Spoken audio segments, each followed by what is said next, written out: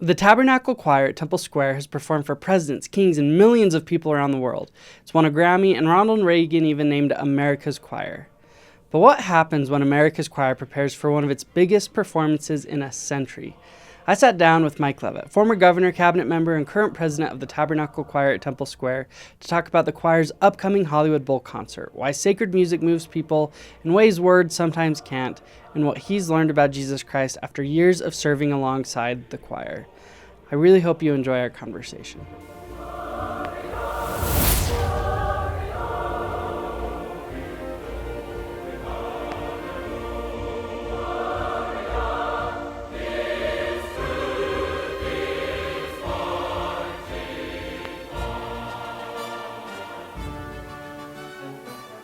We're approaching Hollywood Bowl, the end of your big tour. You've been to Brazil, Peru, Argentina, and much more.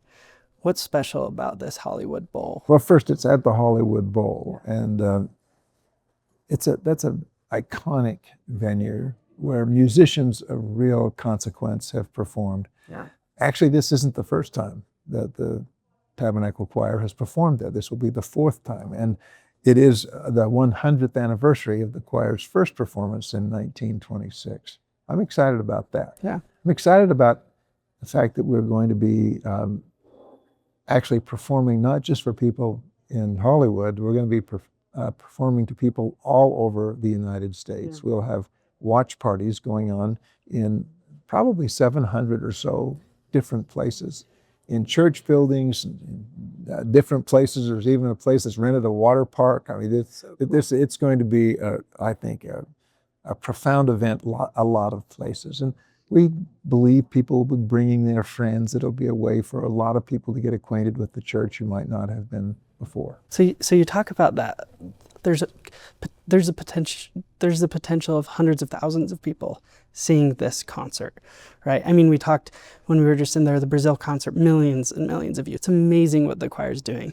But one of your main strategic goals is to strengthen the impact of the choir in its missionary capacity. Yes. I wonder if you could talk about that. What does that look like, the missionary capacity, as we go to a place like California that has a lot of members, but has even more non-members? Well, we're gratified by the fact that members of the church feel like this is something they can comfortably invite their friends to, because it's fun. And when they get there, they feel some things that are special. And so this is a very good way for us to contribute to that work. Mm-hmm. I wonder, you've been in the choir for, 6 years, 5 years now, as the president. How have you seen yourself change being so close to the choir? How has your testimony changed? How has your view of Jesus Christ changed these past 5 years? Well, I have come to love not just the music of the Tabernacle Choir. I've come to love the people, because they give so much. They put a lot of time, their families put a lot of time in, and I'm touched by that. I'm also impressed over and over again by how unique music is in speaking to our hearts. Every week I meet people from all over the world who come to see the Tabernacle Choir, not knowing what to expect. And when I say to them, what did you experience? They're not sure what words to use, and so they'll often just put their hand on their chest to symbolize to me, I don't know what the words are, but I felt something special. That's been a privilege to see. I've also come to realize that my own faith has been strengthened, is the only word to use, simply by the experiences that I've had. Every one of these travel assignments that we've had around the world has produced experiences that have just hardened me and also strengthened me. I love that. Something interesting about you as the president of America's Choir is that you also were the governor of Utah. You served on the cabinet of President Bush. I'm curious, as we approach America's 250th, this is the Songs of Hope. Why do you think the world needs hope today? And how can the choir, how can the church, how can the gospel of Jesus Christ help bring in America's 250th, that important year? How can this bring hope to people? A very, very important part of what happened when this country was founded is that we were granted freedoms that did not exist anywhere in the world. And one of those freedoms was the ability to worship the way our conscience dictated. It is through that freedom that the restored gospel was able to be founded and that this church could exist in the way that it does. Yeah. And there's no accident there. So as we move toward America 250, yes, we're celebrating the fact that our country is 250 years old, but we're also celebrating freedom, our religious freedom. We're expressing gratitude for it. And we also need to be reconfirming and reasserting our commitment to it and to our country and to the importance.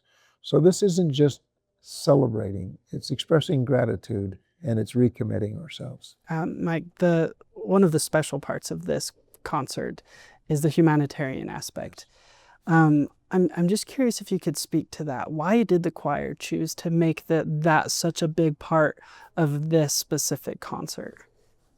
Well, we testify of Jesus Christ. It's part of our mission.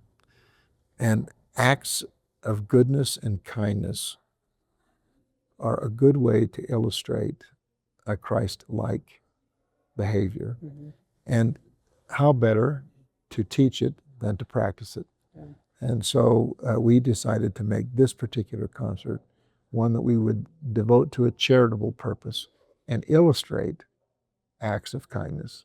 Mike, as we come close to our conclusion, if I could give you a microphone and you could talk to the young adults of the church, the young adults of the world, that's primarily our audience is the young adults, what would you want them to know about the choir? What would you want them to know about Jesus Christ that you've learned as you've been in the choir?